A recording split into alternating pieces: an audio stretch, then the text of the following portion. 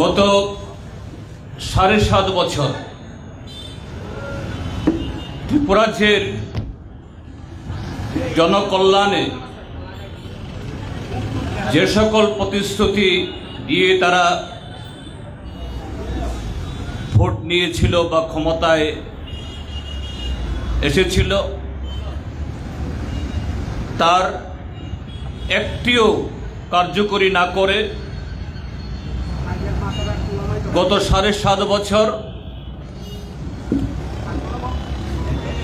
একটার পর একটা জনবিরোধী সিদ্ধান্ত তারা গ্রহণ করছে এবং এই ত্রিপুরাজ্যের ৪৪ লক্ষ মানুষের উপরে চাপিয়ে দিচ্ছে। সর্বশেষ তাদের এই সর্বগ্রাসী আক্রমণের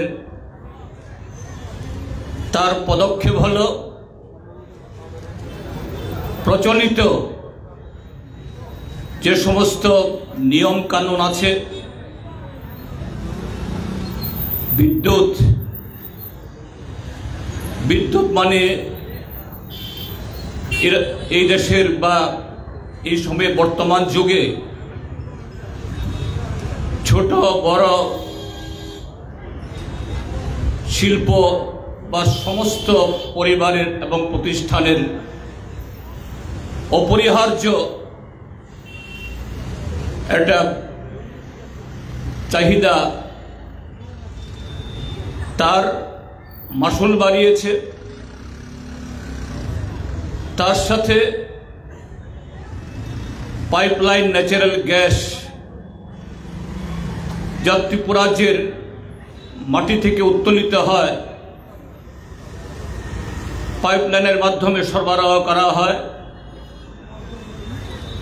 তার দাম বাড়িয়েছে। সিএনজি সেটাও আমাদের ত্রিপুরাজ্যের প্রাকৃতিক সম্পদ, গত ৭.৫ বছরে তারও দাম দ্বিগুণের বেশি করেছে। তার সাথে নগরগুলোতে পানীয় জলের সেখানে সরবরাহ, তার বিশুদ্ধতা এবং পর্যাপ্তভাবে বাড়ি বাড়ি পৌঁছে দেওয়ার উদ্যোগ গ্রহণ না করে তার উপরও দাম চড়িয়েছে। দুধের দাম বাড়িয়েছে। তার বিরুদ্ধে ত্রিপুরাজ্যের মধ্যে আমরা বামপন্থী দলগুলো এবং আরো অন্যান্য রাজনৈতিক দলও এবং বলা যেতে পারে ত্রিপুরাজ্যের সমস্ত অংশের মানুষ ইতিমধ্যে এই সিদ্ধান্তের বিরুদ্ধে রাস্তায় নেমেছেন, তারা ক্ষোভ প্রকাশ করছেন। আমরা এই মাসের ৩য় সপ্তাহ থেকে সপ্তাহব্যাপী সারা রাজ্যে আমরা এই সিদ্ধান্তের বিরুদ্ধে প্রতিবাদ আমরা সংগঠিত করেছি। সরকারের টনক নড়বে কিনা আমরা অপেক্ষা করছিলাম, কিন্তু বিন্দুমাত্র সরকারের তরফ থেকে সেরকম কোনো সাড়া পাওয়া যাচ্ছে না। তাই আমাদের রাজ্যে সংগঠিত বা স্বতঃস্ফূর্তভাবে রাজ্যের বিভিন্ন প্রান্তে হাজার হাজার মানুষ প্রতিবাদ করার পরও যখন এই সরকারের তরফ থেকে কোনো ইতিবাচক সাড়া নেই, রাজ্য বামফ্রন্ট কমিটি আমরা বাধ্য হয়েই এই সিদ্ধান্তগুলো প্রত্যাহার করার দাবিতে সরকার যেন আলোচনা বা সে পদক্ষেপ গ্রহণ করে তার জন্য রাজ্য বামফ্রন্ট কমিটির তরফ থেকে আজকে ত্রিপুরা রাজ্যের সর্বত্র এই গণ অবস্থানের ডাক আমরা দিয়েছি। আজকে এখানে যে গণ অবস্থান শুরু হয়েছে, এই সভার সম্মানিত সভাপতি মহোদয় মঞ্চে আসীন আছেন, আমাদের 4টি বামপন্থী দলের নেতৃবৃন্দ এবং আপনারা যারা এই সমাবেশে এই অবস্থানে সামিল হয়েছেন, মায়েরা, বোনেরা এবং এই এলাকার শুধু ব্যবসায়ী, পথচারী, সমস্ত অংশের নাগরিক বন্ধুদের আমি আমাদের রাজ্যের বামফ্রন্ট কমিটির তরফ থেকেও এবং পাশাপাশি আমাদের ভারতের কমিউনিস্ট পার্টি মার্ক্সবাদী ত্রিপুরা রাজ্য কমিটির তরফ থেকে শুভেচ্ছা জ্ঞাপন করছি। বন্ধুরা, এই যে অর্থনৈতিক আক্রমণ কোন সময়েতে আমাদের উপরে চাপিয়ে দেওয়ার জন্য উদ্যোগ গ্রহণ করছে, বা রাজ্যে শুধু অর্থনৈতিক আক্রমণ নয়, গত 7.5 বছর ধরে এ রাজ্যের রাজনৈতিক, সামাজিক, সাংস্কৃতিক এবং এ রাজ্যের জনগণের যে অন্যান্য সমস্ত দিক থেকে 25টি বছর বামপন্থী ফ্রন্ট সরকার বহু লড়াই করে এ রাজ্যের জনগণকে সাথে নিয়ে সারা দেশের সাথে পাল্লা দিয়ে একটা বিকল্প কর্মসূচির মধ্য দিয়ে রাজ্যটাকে এগিয়ে নিয়ে যাওয়ার জন্য যে প্রচেষ্টা শুরু করেছিল 2018-তে,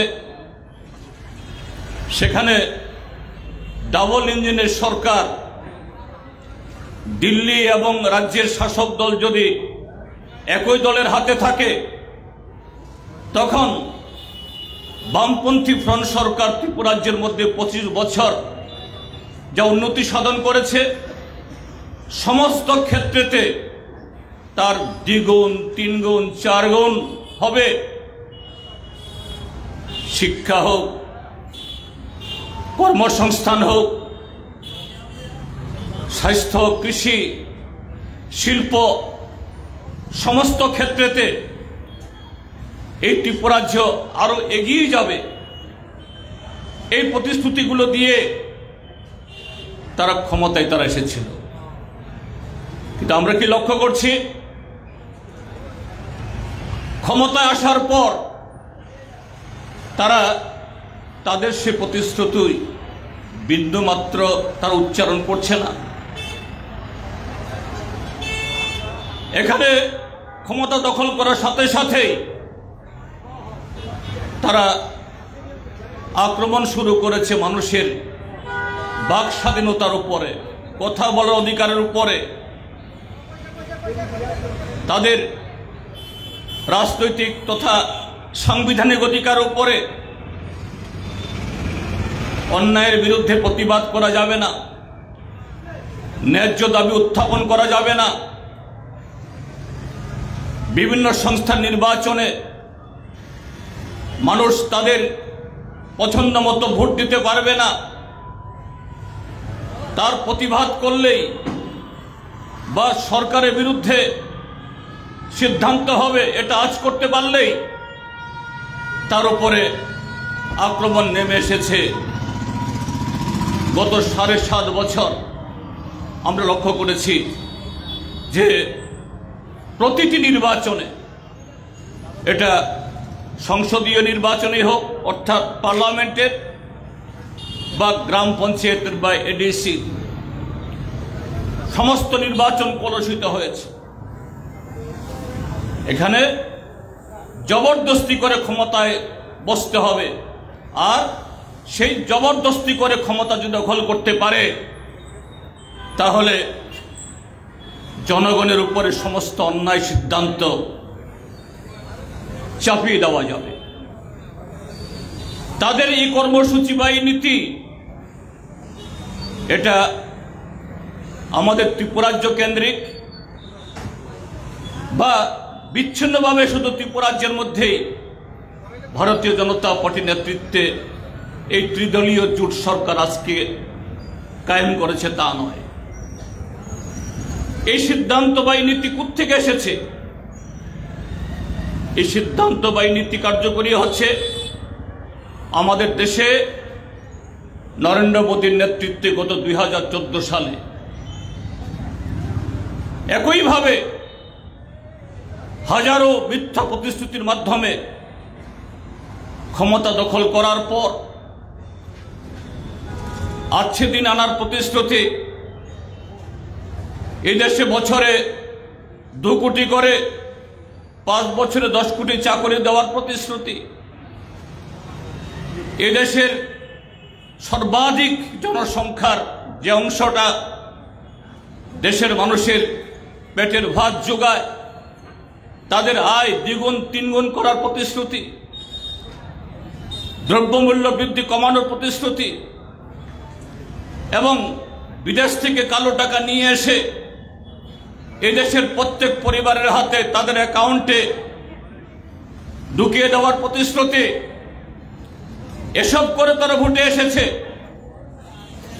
কিন্তু এই বিজেপি সরকারের গত 11 বছরের অভিজ্ঞতায় এই দেশের মানুষ কি দেখেছি? আমরা দেখেছি সেই জাতীয় ক্ষেত্রেতেও তাদের এই একটি প্রতিশ্রুতিও প্রতিফলিত হয়নি। আজ মানুষ প্রতিবাদ করবে, বিক্ষুব্ধ হবে, নির্বাচনে তার প্রতিফলন ঘটবে। তাই গত 11 বছর ধরে এই বিজেপি দল সেখানে দেশের জনগণের মধ্যে বিভাজনের রাজনীতি, কোথাও হিন্দু মুসলমান, কোথাও বিভিন্ন ধরনের প্রাদেশিকতার যে বিভিন্ন ইস্যু উস্কে দিয়ে সেখানে জনগণের ঐক্যকে ভাঙার চেষ্টা করেছে। আরেক দিক থেকে দমন পীড়ন।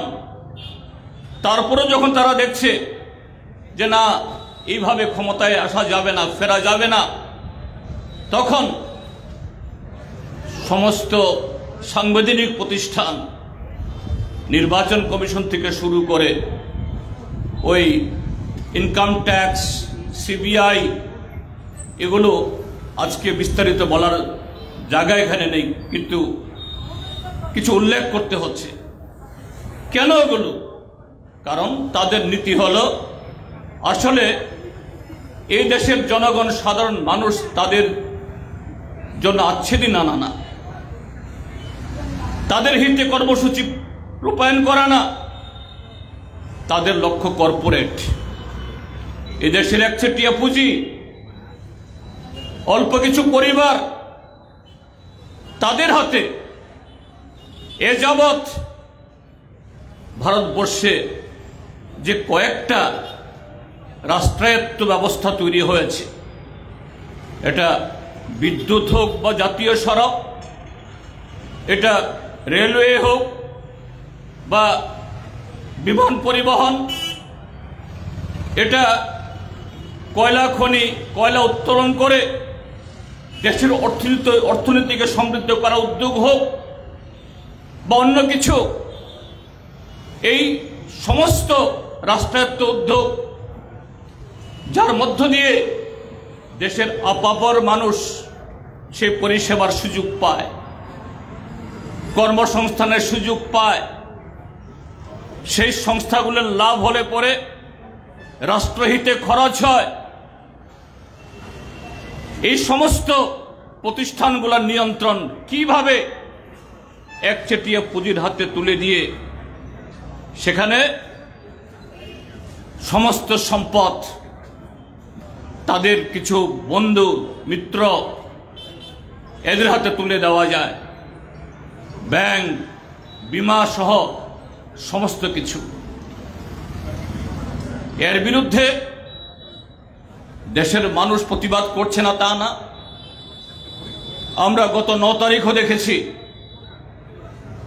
সারা দেশে প্রায় 25 কোটি মানুষ সশরীরে যে শিল্প ধর্মঘট হয়ে গেছে, যাকে সমর্থন করেছে আমাদের দেশের যে কৃষক আন্দোলনও অভূতপূর্বভাবে সমস্ত ধরনের অপপ্রচার দমন পীড়নের সত্ত্বেও সেখানে মানুষ নেমেছেন। কিন্তু মোদী সরকার এই প্রতিবাদ, জনগণের বিক্ষোভ এবং তাদের এই নীতির কারণে দেশের অর্থনীতি যে ক্রমশ পিছিয়ে যাচ্ছে, এগুলি তারা তোয়াক্কা করছে না।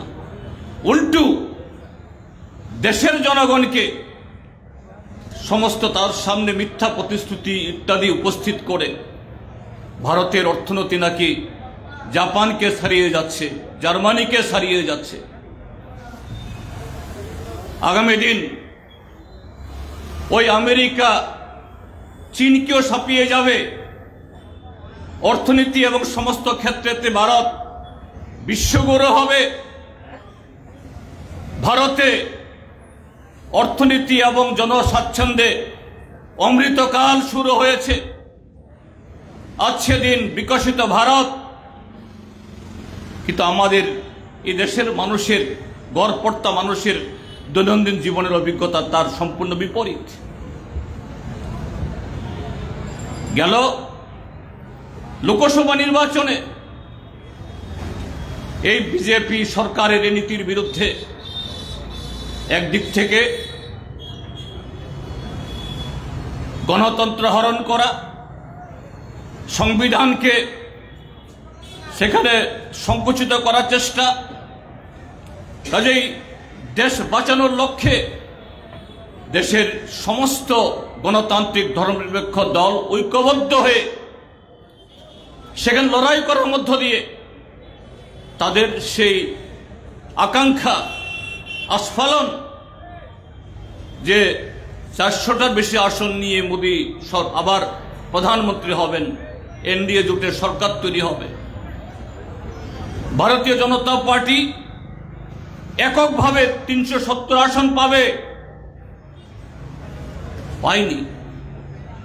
370 আসন দূরে থাক, 273টা যে সংখ্যাগরিষ্ঠ যে সংখ্যা, তার প্রায় 33টা আসন, 33টা সিঁড়ি নিচে বিজেপির সংখ্যা থেমে গেছে। 400 পার হওয়া দূরে থাক, 300 পার হয়নি। কিন্তু তারপরও এই সরকারের কোনো শিক্ষা নেই। তারা তাদের সেই যে তথাকথিত এই উদারনৈতিক অর্থনীতি, তথাকথিত হিন্দু রাষ্ট্রের, যা হিন্দু ধর্মের সাথে কোনো সম্পর্ক নেই, এই দেশের সংখ্যাগরিষ্ঠ জনগণের তাদের কল্যাণের সাথে তার কোনো সাযুজ্য নেই। এই তৃতীয়বার ক্ষমতায় আসার পরও আজকে একটার পর একটা এরকম জনবিরোধী নীতি সেখানে তারা গ্রহণ করছে, এবং তার অন্যতম হল এই বিদ্যুৎ, ইলেকট্রিসিটি সেক্টর বা বিদ্যুৎ ক্ষেত্র। আমি আজকে সকাল থেকে, আপনারা জানেন এখন আমাদের পৃথিবীতে নতুন প্রযুক্তি, আর্টিফিশিয়াল ইন্টেলিজেন্স, যে কৃত্রিম বুদ্ধিমত্তা, সব কিছুই নিখুঁতভাবে এই কৃত্রিম বুদ্ধিমত্তা তার মতামত বা তার ওপিনিয়ন বা তার যে কমেন্ট দিতে পারে তা নয়। কিন্তু তারপরও যে এই মুহূর্তে মোটামুটি ভাবে কি রাজনীতি, কি শিল্প, কি বিজ্ঞান, কি প্রযুক্তি, সমস্ত ক্ষেত্রেতে একটা দ্রুত এরকম কিছু মতামত, এরকম কিছু যে অ্যানালিসিস, বিশ্লেষণ দেয়। আমার একটু কৌতুক ছিল, এটা সবটা যে আমি বুঝি তা নয়, যে তারপরও এই মুহূর্তে সারা দেশের মধ্যে এই যে বিদ্যুৎ বেসরকারীকরণের জন্য যে উদ্যোগ, তার এই সম্পর্কে কৃত্রিম বুদ্ধিমত্তা কি বলে? আমি জিজ্ঞেস করছিলাম যে ভারতবর্ষে যে কটা রাজ্যে এই যে স্মার্ট মিটার বসানো উদ্যোগ শুরু হয়েছে। উত্তর দিচ্ছে, ইন্টেলিজেন্ট আনসার দিচ্ছে 2023 সাল থেকে শুরু হয়েছিল। আমাদের দেশে প্রায় 30 কোটি ভোক্তা, কনজিউমার, তার মধ্যে যে প্রায় 25 কোটি এই কনজিউমার গ্রাহকদের, তাদের এই স্মার্ট মিটার তাদের বাড়িতে বা তাদের প্রতিষ্ঠানে লাগানো হবে। কিন্তু 23 সাল গেছে, 24 সাল গেছে, 25 সালের মাঝামাঝি হয়ে গেছে, এখন অবধি সারা দেশে, এমনকি ভারতীয় জনতা পার্টির যে সমস্ত রাজ্যগুলোতে তাদের সরকার এরকম ভাবে জবরদস্তি করে মানুষের কাছে অনেক কিছু চাপিয়ে দেয়। গুজরাট, উত্তরপ্রদেশ, মধ্যপ্রদেশ, এই রাজ্যগুলি সহ বহু রাজ্যের মধ্যে 5% তারা এই স্মার্ট মিটার লাগাতে পারেনি। তো আমার প্রশ্ন ছিল, কেন, কি কারণে?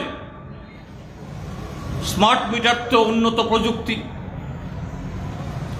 অন্যান্য মিটার, অ্যানালগ মিটার বা ডিজিটাল মিটার, যেটা আমাদের বাড়ি ঘরে আমরা লাগিয়েছি এখন ডিজিটাল মিটার, প্রথমত অ্যানালগ মিটার ছিল। ওই সময়তে সেখানে যে রিডিং হয়, বিদ্যুৎ দপ্তর বা নিগম থেকে এসে তারা রিডিং নেয়, সে অনুযায়ী বিল হয়। এখন স্মার্ট মিটার নতুন প্রযুক্তি, এটাতে কোনো মিটার রিডার আসতে হবে না, অটোমেটিক মিটার রিডার তাদের যে সেন্টারে, ডাটা সেন্টারে তথ্য পাঠিয়ে দেবে। 24 ঘন্টার মধ্যে কোন সময়েতে সবচেয়ে বেশি কোনো একটা প্রতিষ্ঠান বা কোনো একটা বাড়িতে বিদ্যুৎ ব্যবহার হয়, বিদ্যুৎ কনজিউম হয়, বিদ্যুৎ খরচ হয়, এটা শুধু একতরফা সে মিটার থেকে ওই ডাটা সেন্টারে ওইখানে তথ্য পাঠাবে না, আবার সেই সেন্টার থেকেও স্মার্ট মিটারে সেখানে কমিউনিকেশন, অর্থাৎ মিটার তুমি এটা করো সেটা করো। এই মিটারকে আমাদের ফোন যেমন আমরা ব্যবহার করি, সিম, অর্থাৎ দুতরফে কমিউনিকেশন হয়। কেন এগুলো আমি জিজ্ঞেস করেছিলাম।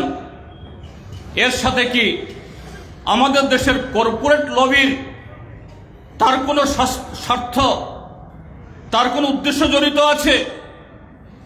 আর্টিফিশিয়াল ইন্টেলিজেন্স বলছে অফকোর্স, অবভিয়াসলি, যে ভারতবর্ষে অন্যান্য অনেক সংস্থার মতো এই বিদ্যুৎ তো প্রতি ঘরে ব্যবহার করতে হবে।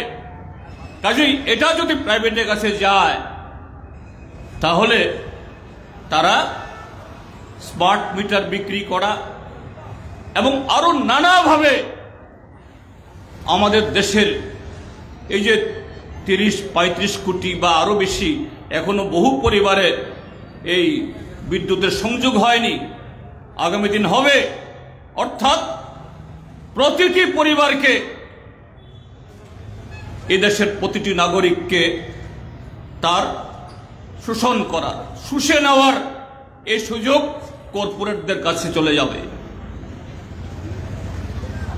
আধুনিক প্রযুক্তি ঠিকই আছে, কিন্তু এই আধুনিক প্রযুক্তি কার জন্য? কর্পোরেটকে আরো তাদের মুনাফা তৈরি করার সুযোগ তৈরি করে দেওয়ার জন্য। এগুলো আজকের যে সভাপতি কমরেড মানিক দে, তিনি বিদ্যুৎ দপ্তরের ভারপ্রাপ্ত ছিলেন, এ সম্পর্কে তার বক্তব্য নিশ্চয়ই আরো অনেক খুঁটিনাটি জানবেন, আরো ভালো তিনি বলতে পারেন। আমি সেদিকে যাচ্ছি না। আমি এখন আসতে চাইছি ত্রিপুরা রাজ্যের মধ্যে। এখানে একদিকে বিদ্যুৎ মাশুল বৃদ্ধি, সমস্ত ধরনের যে কনভেনশন প্রথা, এখানে রেগুলেটরি কমিশন আছে। এরকম বিদ্যুতের মাশুল বাড়াতে গেলে পরে পত্রিকাগুলোতে সেখানে যাতে প্রত্যেক নাগরিক, প্রত্যেক গ্রাহক তার চোখে পড়ে সেরকম ভাবে বিজ্ঞাপন দিয়ে সেখানে মতামত দিতে হয়, জনশুনানি করতে হয়। কিন্তু এই যে বিগত 1.5-2 বছরে বেশ কয়েকবার মাশুল বেড়ে গেল। ত্রিপুরা রাজ্যের যারা নাগরিকরা, গ্রাহকরা, দোকানদার হতে পারে, কৃষক হতে পারে, সাধারণ মানুষ যেই হোক, আমাদের রাজ্যে তো এখন এটা বিজ্ঞাপনের সরকার। প্রতিদিন দাউস বিজ্ঞাপন, শুধু পত্র পত্রিকাতে না, flax, LCD screen, crore crore টাকা খরচ হচ্ছে। কিন্তু এই যে বিদ্যুতের মাশুল বাড়ানো হবে, পাইপলাইন ন্যাচারাল গ্যাসের দাম বাড়ানো হবে, সিএনজির দাম বাড়ানো হবে, এগুলো নিয়ে সেরকম কোনো বিজ্ঞাপন কারো চোখে পড়েছে? কারণ এরকম বিজ্ঞাপন দেখলে পরে যে কোনো গ্রাহক, তিনি যেই হন, তিনি আপত্তি জানাতে পারেন, তার মতামত দিতে পারেন। হয়নি। হঠাৎ করে বিদ্যুৎ মন্ত্রী মহোদয় তিনি ঘোষণা করছেন, ওই বিদ্যুৎ নিগমের চেয়ারম্যানকে সাথে নিয়ে, এমডিকে সাথে নিয়ে। কি যুক্তি দেখাচ্ছেন? একদিকে স্মার্ট মিটার, উন্নত প্রযুক্তি, আমরা প্রযুক্তির বিরুদ্ধে নই, কিন্তু সে প্রযুক্তি হতে হবে প্রো পিপল, মানুষের উপর বোঝা, মানুষের উপর যে সংকট, এটাকে আরো লাঘব করবে, জীবনযাত্রাকে সহজ করবে এবং জনগণ তথা গ্রাহক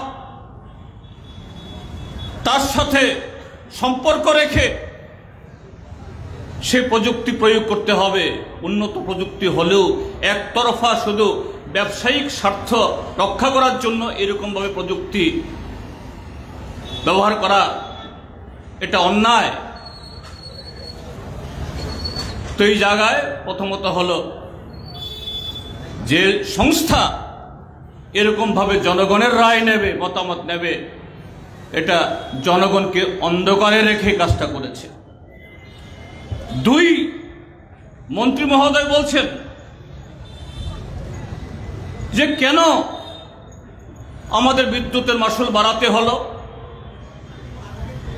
পিএনজির দাম বাড়াতে হলো, সিএনজির দাম বাড়াতে হলো। বলছে আন্তর্জাতিক বাজারে আমাদের দেশকে বিদেশ থেকে, বিশেষ করে মধ্যপ্রাচ্য থেকে, এখন রাশিয়া থেকেও তেল আনছে, গ্যাস আনছে জাহাজে করে। কাজেই এই গ্যাস এবং পেট্রোল আমদানি করতে গিয়ে, বিদ্যুৎ উৎপাদন করার জন্য বা গ্যাস সরবরাহ করার জন্য তা ডলারে পেমেন্ট করতে হয়। ডলারের দাম বেড়ে গেছে। তো এখানে দুটো দিক আছে। একটা দিক হলো কি ত্রিপুরা সরকার বা ভারত সরকার যে আন্তর্জাতিক বাজারে ডলারের মূল্য বেড়ে গেছে অজুহাত দিয়ে যারা এইভাবে মাসুল বাড়াচ্ছেন, এটা সম্পূর্ণ অসত্য। আন্তর্জাতিক বাজারে নরেন্দ্র মোদী প্রধানমন্ত্রী হওয়ার আগে সেই সময়েতে যেখানে এই কাঁচা তেলের দাম, ক্রুড অয়েলের দাম এটা প্রায় $100 উপরে ছিল, এটা কখনো কখনো অর্ধেকে নেমে এসেছে এবং এটা সেই 2012-13 সালের তখন যে দাম ছিল সেখান থেকে যে নেমে এসেছে এটা এখনো তার নিচে আছে, অর্ধেক হয়তো নেই। অর্থাৎ এই কাঁচা তেল বা গ্যাস তার আমদানি যে মূল্য এটা কমেছে, কিন্তু যেহেতু ডলারের দাম বেড়েছে। কেন ডলারের দাম বেড়েছে? কারণ আমার দেশের টাকার দাম কমেছে। আমার দেশের অর্থনীতি তার মান এটা ক্রমশ আরো নিচের দিকে নেমেছে। কাজেই সেখানে যে দেশ থেকে আমরা তেল এবং গ্যাস আমদানি করছি সেখানে তার দাম কম হলেও যেহেতু টাকার মূল্যের চাইতে ডলারের দাম প্রায় দ্বিগুণ হয়ে গেছে, কাজে তা থেকে লাভ পাইনি আমরা। তার জন্য তাহলে দায়ী কে? এই ব্যর্থতা কার উপরে বর্তায়? গত 11 বছরে মোদী সরকারের আমাদের দেশের অর্থনীতির যে 12টা বাজিয়েছে। এরা বলছে অমৃতকাল, বিকশিত ভারত, কিন্তু তার উল্টোটা হয়েছে। এখন সেই জায়গাতেও আরেকটা পরিস্থিতি তৈরি হয়েছে। ইউক্রেনে যুদ্ধের পর রাশিয়া এবং ইউক্রেনের মধ্যে রাশিয়ার উপরে নাটো জোট বা আমেরিকা নানা ধরনের অবরোধ চাপিয়ে দিয়েছে। রাশিয়া সে যুদ্ধ শুরু হওয়ার আগে অন্য দেশে যেরকম ভাবে তেল বিক্রি করতে পারত, গ্যাস বিক্রি করতে পারত, সেরকম ভাবে বিক্রি করতে পারছে না আমেরিকার কারণে।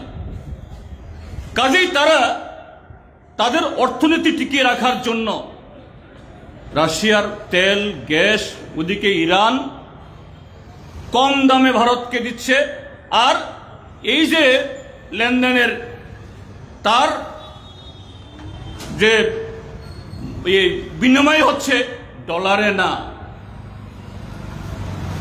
ভারতীয় টাকা বা রাশিয়ান রুবলে। এতে আমাদের দেশের এই আমদানি খরচ এটা কমেছে, কিন্তু আমাদের পেট্রোলের দাম কমে না, ডিজেলের দাম কমে না, ওই সিলিন্ডারের গ্যাসের দাম কমে না, এটা বাড়তেই থাকে। কেননা আমাদের দেশের সরকার এই পেট্রোলের উপরে, ডিজেলের উপরে দাম হিসেবে নিতে না পারলেও তার উপরে শেষ বসিয়ে দিয়ে, প্রাইস না শেষ অর্থাৎ মাসুল বসিয়ে দিয়ে আমাদের দেশের জনগণের পকেট থেকে লক্ষ লক্ষ কোটি টাকা সেখানে আদায় করছে।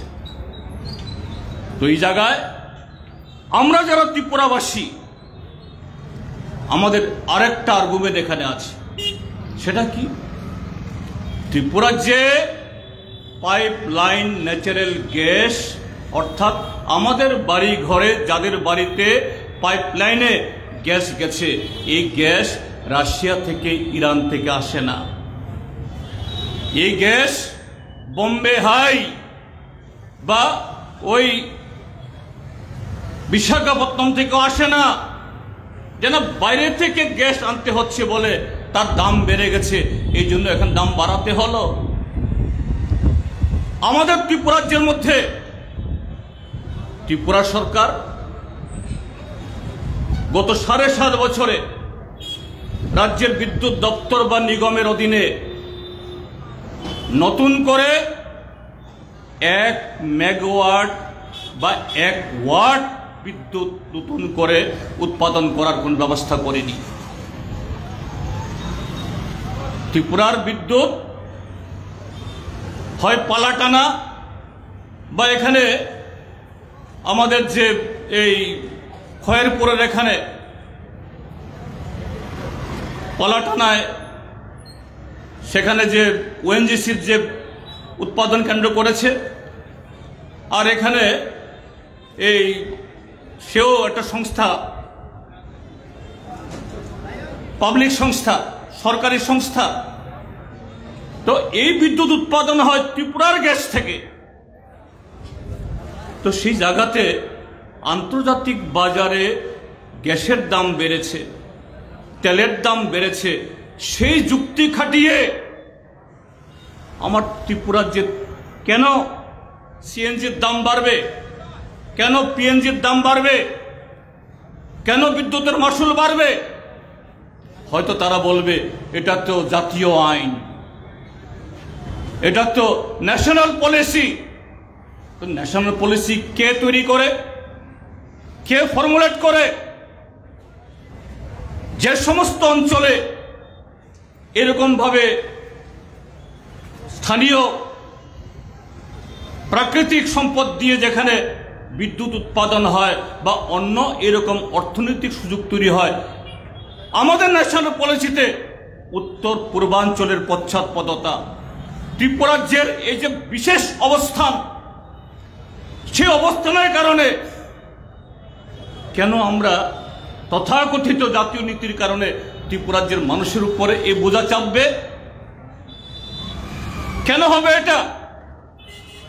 আজকে এইভাবেই আমাদের দেশের জাতীয় নীতি অর্থাৎ কর্পোরেটকে সেবা করতে গিয়ে, কর্পোরেটের মুনাফাকে আরো বাড়িয়ে দেওয়ার জন্য এদের যে উদ্যোগ, এটাকে জারি রাখার জন্য এই ত্রিপুরা রাজ্যের মানুষের উত্তর পূর্বাঞ্চলের সমস্ত ক্ষেত্রেতে এই সুযোগ ভোগ করার আমাদের সুবিধা না থাকলেও অন্তত এই ক্ষেত্রেতে আমাদের কিছুটা সুযোগ ভোগ করার যে সুযোগ ছিল, আজকে এটাকে নস্যাৎ করে দিচ্ছে ভারতবর্ষের বিজেপি সরকার আর ত্রিপুরা রাজ্যের এই বিজেপি ত্রিপুরা মাথায় এবং আইপিএফটি সরকার। এখন স্মার্ট মিটার লাগাচ্ছে, ইতিমধ্যেই পত্রপত্রিকা দেখেছেন আপনারা, সোশ্যাল মিডিয়াতে প্রায় অহরহ প্রতিদিন উঠছে। কিছু কিছু জায়গাতে স্মার্ট মিটার লাগানো শুরু হয়েছিল, সেখানে কোনো গ্রাহক স্মার্ট মিটার লাগানোর আগে মাসে যেখানে 500, 700 বা 1000 টাকা উঠত, হঠাৎ করে সেই স্মার্ট মিটারে 10 গুণ, কারো কারো আরো বেশি, 100 গুণ, 150 গুণ বেড়ে গেছে। ইতিমধ্যে দেখেছেন আপনারা, খোয়াইয়ে, উত্তর ত্রিপুরাতে, দক্ষিণ ত্রিপুরাতে। তো এটা নিয়ে আমাদের রাজ্যের মন্ত্রী বাহাদুর তিনি ব্যাখ্যা দিচ্ছেন। কি ব্যাখ্যা দিচ্ছেন? যে সেখানে যখন এর আগে অ্যানালগ মিটার বা ডিজিটাল মিটার ছিল, তখন নাকি সেই গ্রাহক মিটার রিডারের সাথে যোগ সাদস করে কম বিল দিয়েছেন, আন্ডার বিলিং হয়েছে। তাহলে এই দায় কার? যদি হয়েও থাকে কথার কথা, এই দায়টা কার? আমি আজকে আর্টিফিশিয়াল ইন্টেলিজেন্সকে আমি জিজ্ঞেস করেছিলাম, whether it is possible that এরকম যদি কোনো কারণে আন্ডার বিলিং হয়, অতীতে স্মার্ট মিটার লাগানোর আগে সেখানে যদি সেরকম ভাবে কম বিল করা হয়, এটা স্মার্ট মিটার লাগানোর পরে তার আগের দুদিন আগের বা 2 মাস আগের বা 3 মাস আগের বা 4 মাস আগে যে কম মিটার রিডিং দিয়েছে, এটা এখন ওই এরিয়ার করে তার উপর চাপিয়ে দেবে। যেটা আমাদের মন্ত্রী মহোদয় বলেছেন, খোয়াইয়ের একজন মাস্টারমশাই, উল্টা এই মাস্টারমশাইকে তিনি চোর সাব্যস্ত করে দেন, তিনি চুরি করেছেন। আর্টিফিশিয়াল ইন্টেলিজেন্স বলছে নো, ইট ইজ ইম্পসিবল, এটা হয় না। কাজে যেদিন স্মার্ট মিটার বসাবে তার রিডিং সেদিন থেকে শুরু হবে। তো এই জায়গায় এখানে এরিয়ার বা বকি আসবে কোত্থেকে?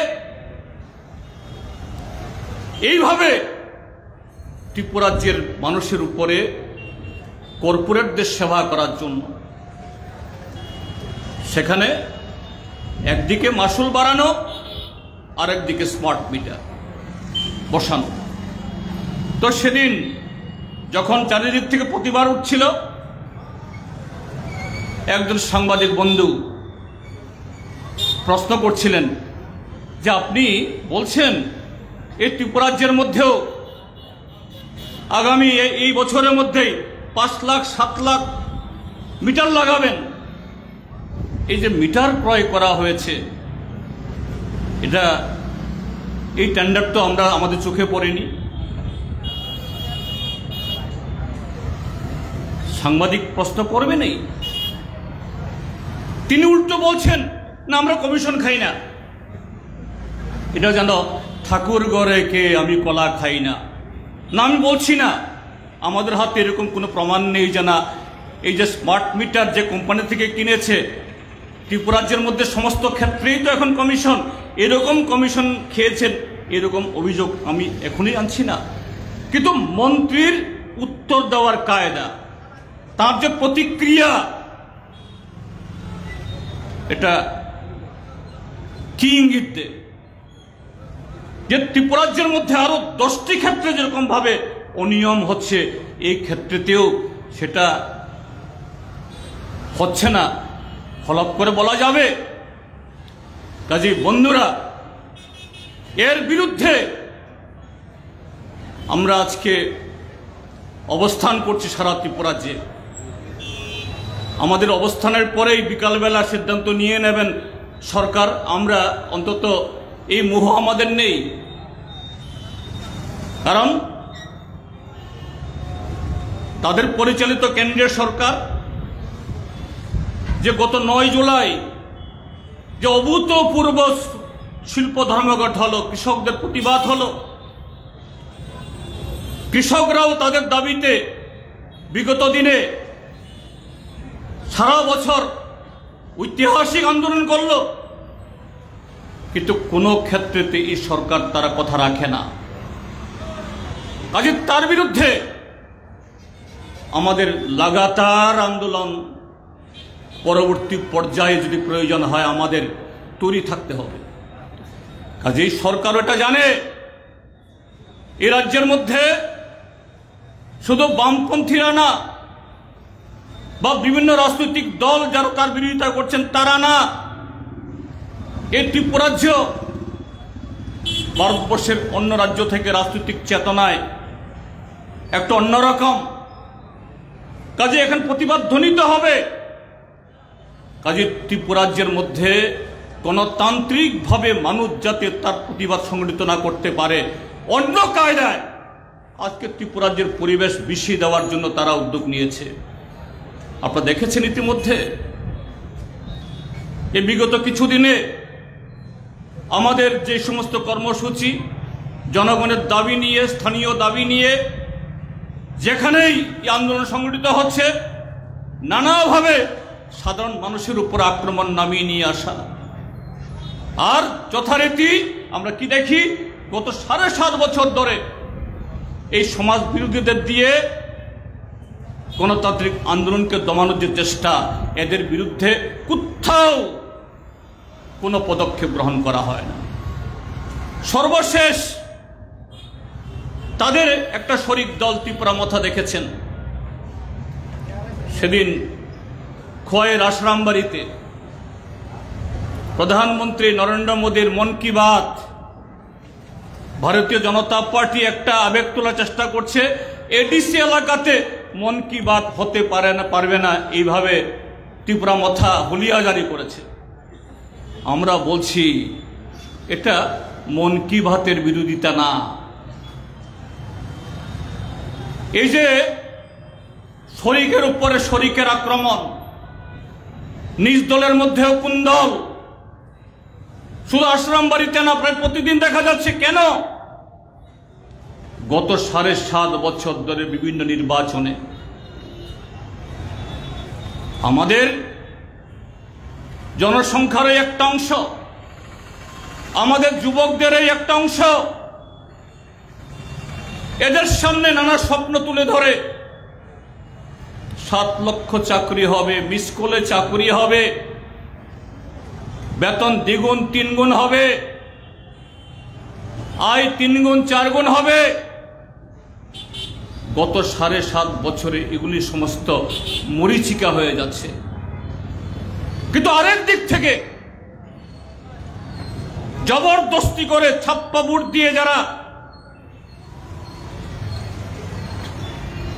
সাংবিধানিক প্রতিষ্ঠান দখল করেছেন,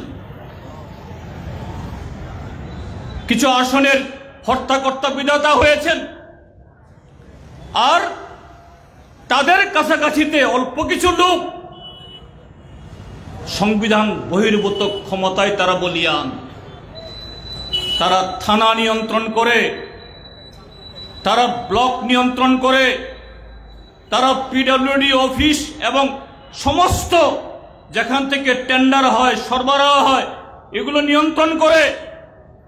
কোন নিয়ম কানুনের বালাই নেই। অল্প কিছু লোক, বেশি না, রাতারাতি এই অল্প কিছু লোক এরা লাখপতি না কোটিপতি হয়ে যাচ্ছে। বাড়ি গাড়ির মালিক, চলনে বলনে আভিজাত্য। কাজেই সরলমতি কি পাহাড়ের কি সমতলের যুবকরা তাদেরকে সঙ্গ দিয়েছিলেন, তাদেরকে সমর্থন করেছিলেন। বন্ধু, সহপাঠী, প্রতিবেশীর মাথা ফাটিয়ে ক্ষমতায় টিকে থাকার জন্য, ক্ষমতা দখল করার জন্য সাহায্য করেছিলেন। তারা বুঝতে পারছে, কিন্তু রাস্তা দেখছে না কেউ কেউ। এদের ভালো অংশ আজকে হতাশ। সেই হতাশা থেকে বিজেপির উপরে বিজেপির আক্রমণ, বিজেপির উপরে মথার আক্রমণ। কেন? কারণ এই যুবকদের তাদের অভুক্ত রেখে চাকরির ললিপপ দেখিয়ে গত 7.5 বছর বহু ঘটনা ঘটিয়েছে। আজকে সে হতাশা থেকে বেরিয়েছে, এবং এটা একদিক থেকে পরিবেশ উত্তপ্ত করে, যাতে আমরা বিরোধীরা জনগণের এই জাতীয় ইস্যু নিয়ে রাস্তায় না নামতে পারি। আরেক দিক থেকে এই হতাশাগ্রস্ত যুবকদেরকে এইভাবেই আরো কটা দিন ধরে রাখা যায় কিনা চেষ্টা। কাজী বন্ধুগণ, আমাদের এই লড়াই যেমন জারি থাকবে, পাশাপাশি ত্রিপুরাজ্যের এই যে গণতান্ত্রিক পরিবেশ,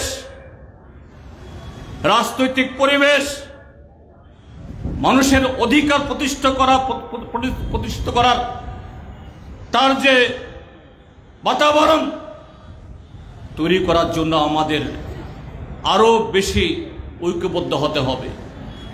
আমি আমার কথা বাড়াচ্ছি না।